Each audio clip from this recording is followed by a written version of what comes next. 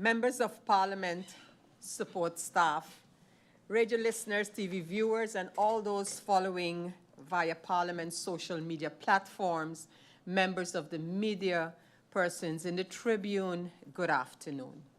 Welcome to the continuation of Central Committee meeting number 2 for today, Monday, March 18th.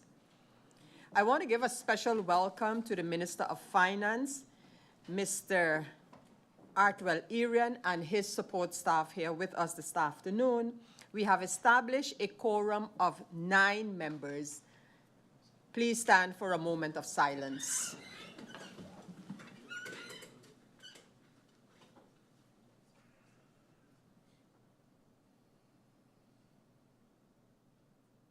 Thank you.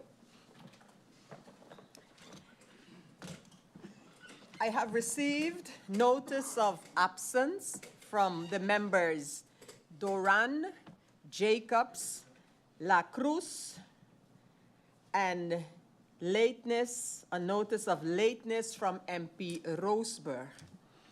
Are there any notifications from the floor at this time? That not being the case, allow me to, in addition to my expressions of condolence this morning on behalf of Parliament to the family, friends, and colleagues of Mr. Vital Carty, also add our condolences to Miss Angela Sadler, a former worker at the government of St. Martin. Our heartfelt condolences to her family as well. As agenda point for this meeting, we have detailed outline of the ongoing ENNIA situation, the proposed ENNIA loan mentioned in the media by State Secretary Van Huffelen, the impact on the national budget, and government's intentions towards the situation in light of the September 30th, 2023 deadline. This request is registered on the IS 025 of the parliamentary year 23-24, and it's dated September the 20th of 2023. It was requested by the members Gumbs, Peterson, and the Weever. So going over to the agenda point itself, as I mentioned, it was on September the 20th, 2023, that we received a letter from the MPs just mentioned with a request for an urgent Central Committee meeting of Parliament with the Minister of Finance to discuss the above-mentioned agenda point, considering that the ongoing situation with ENNIA had prompted the discussion of a 600 million euro loan from the Netherlands with a deadline of the 30th of September 2023 to either accept or decline. As stated, the presence of the Minister of Finance, Mr. Artwell Irian, was also requested.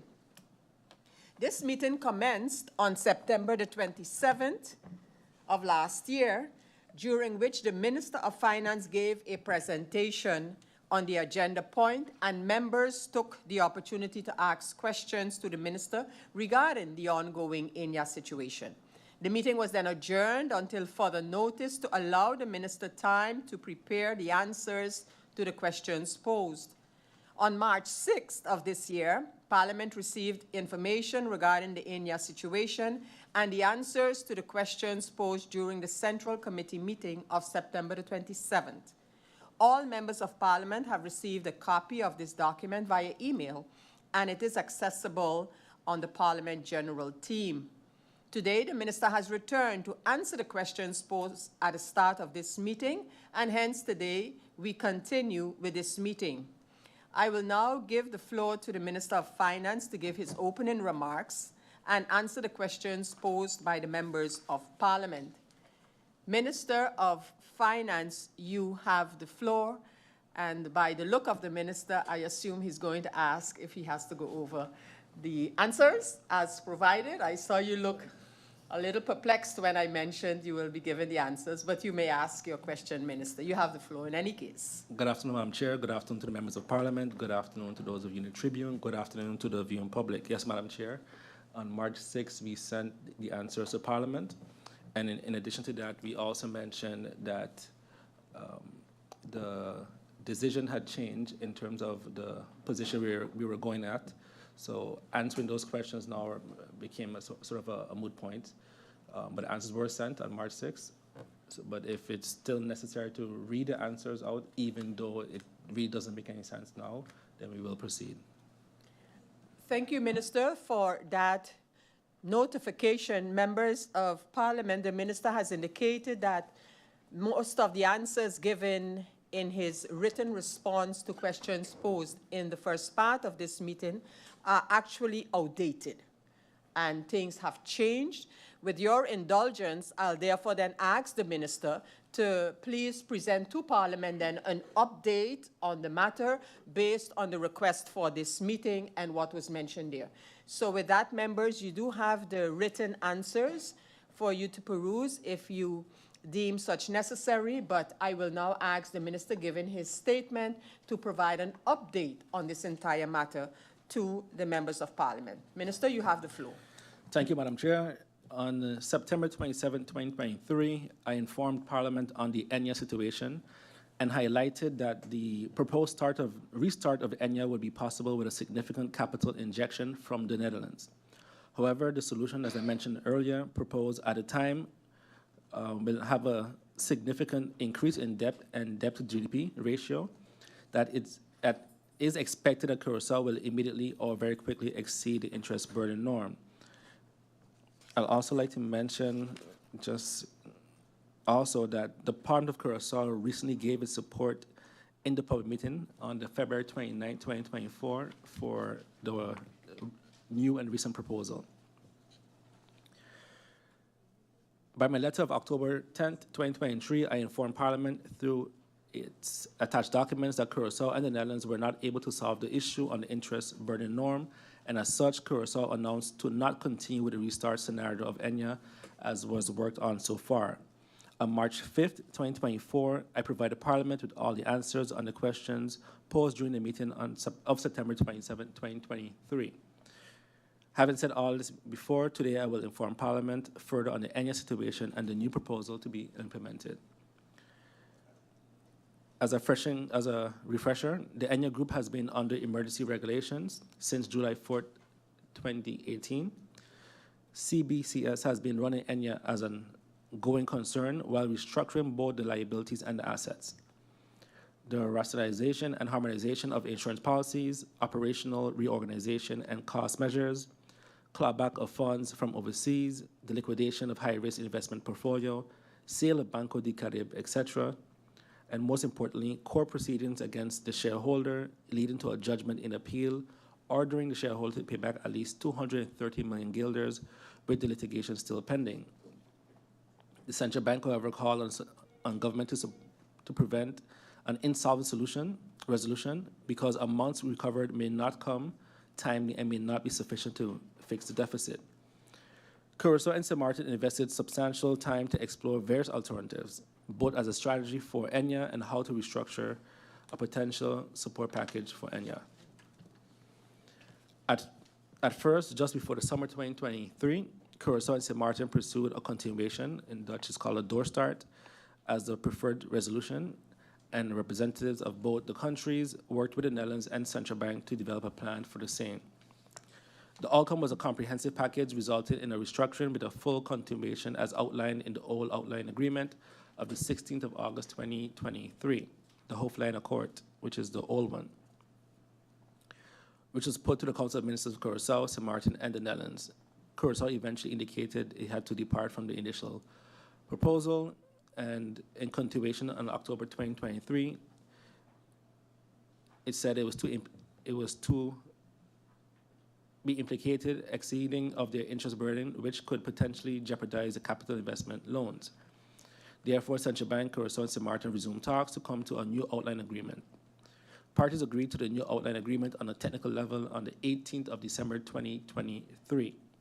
The new outline agreement provides for a partial continuation of ENNIA, which once approved will be implemented as soon as possible in 2024 and avoid a reduction on policies. The new outline agreement provides for, amongst others, 1, the creation of a new solvent life insurer, together with the new associate entities. The shares in ENNIA will be held by a new established Stichting Beheer, which will issue share certificates to a new established resolution. 2, a split of the life insurance portfolio between ECL, which is the old, and ECL new, subject to court approval. 2A, rights and obligations occurring from premiums paid before July 2018. 2B, rights and obligations occurring from premiums paid since July 4th, goes to the new. 3, partial continuation of ENNIA through ENNIA new as a competitive insurer, fully capitalized, reorganized, and fully licensed. 4, a runoff of the ECL old with the rights and obligations of accruing premiums paid before July 4th, 2018. Curaçao St. Martin and the Central Bank will provide annual funding to pay all policyholders over time, so that policyholders will, as far as currently be foreseen, not be subject to any reduction on their rights. The stipulated amounts are to be paid to the Resolution Fund, which will use the funds to finance the old ECL. The funding from Curaçao St. Martin to the Resolution Fund will have the form of a subordinated loan. In that way, if ENNIA manages to recover substantial amounts from the Ansari et al., the funds provided will eventually be repaid to the financiers.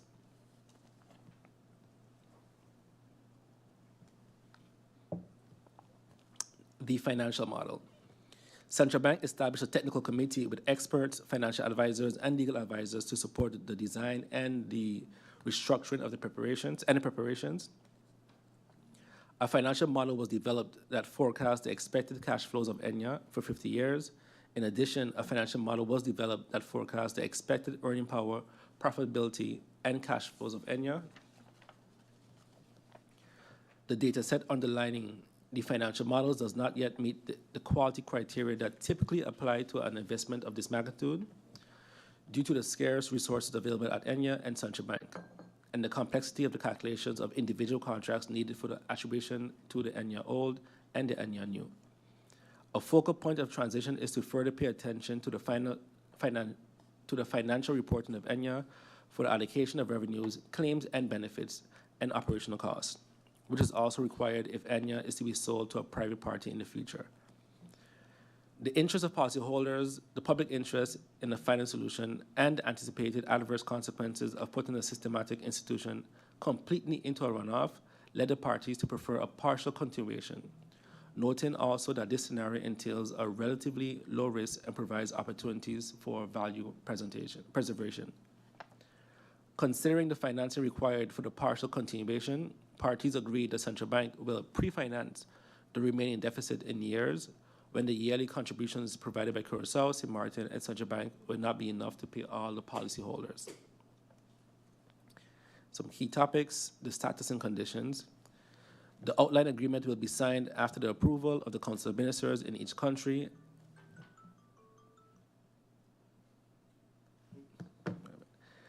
The outline agreement will be signed after the approval of Council of Ministers in each country and the board approval Central Bank. Under the reservation on approval from the external parties, like after the Court of First Instance in Curaçao has approved a measure to be applied to the life insurance portfolio, and after the support of the parliaments of Curaçao and St. Martin for the final contribution that must be made by the countries for the ENNIA resolution over the long period. As I mentioned before, the Parliament of Curaçao has already approved this on February 9, 2024. The partial continuation is preferred to be implemented as soon as possible in 2024, and parties have started working together to get the whole package documented and ready to go. The outcome: Central Bank, Curaçao and St. Martin will fund the resolution fund through yearly contributions. In addition, the Central Bank will provide a bond loan to the resolution fund to enable a capital injection to ENNIA, and a peak facility to pre-finance any deficit in the resolution fund. Both the bond loan and the peak facility will be covered by a guarantee issued by the countries. The yearly contribution from the Central Bank will be in the form of a dividend payments, St. Martin will receive part of the dividend payments in cash to make sure it does not contribute more than its fair share in the partial continuation. The governance. The shares in ENNIA will be held by Stichting Beheer, a foundation focused on value preservation and commercial management of ENNIA. A new professional management will be installed at ENNIA, and new licenses will be issued under the supervision of the central bank to support the transformation of ENNIA. The resolution fund will have a supervisory board consisting of 4 members appointed on binding nomination. Curaçao will have 2, St. Martin 1, and Central Bank 1. The capital loan. ENNIA will be capitalized by the resolution fund to ensure that it satisfies solvency requirements and will be able to purchase, amongst others, the shares in ENNIA Carib and ENNIA Carib Zorg, and rights and obligations accruing from the premiums paid since July 2018. In the transition, in the first 2 years after the partial continuation, Curaçao and St. Martin will have increased information rights, allowing them to anticipate on developments and the success of partial continuation. Key drivers for the partial continuation versus the runoff. The partial continuation is feasible in the short term. Value preservation, viable parts of ENNIA, reduction on the policyholders' rights can be avoided, continuation of critical services, like no group of roaming policyholders having to turn to other insurers, competitive insurer with good because of the recent business, prevention of market concentration, and positive effect on value of ECS and ECZ through the cross sales, and value of ENNIA will benefit the policyholders via dividend and sale, potentially leading to a reduction in contributions from both Curaçao and St. Martin. The runoff, doubts about financing feasibility and accountability, requires a substantial ongoing capital contribution from Curaçao and St. Martin, which cannot be recovered in any situation, and it's likely to be perceived as a failure and not rescue the institution. It is also important to realize that Parliament has to support any financial consequences of the outline agreement. As such, the approval of the Council of Ministers and the signing by the Prime Minister of the outline agreement is under the reservation of, amongst other, the Parliament that has to approve the financial consequences.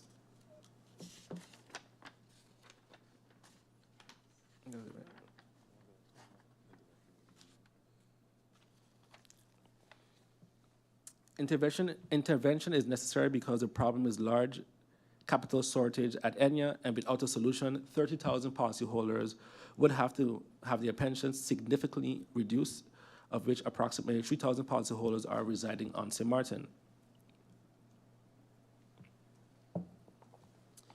which would have a social and economic consequences.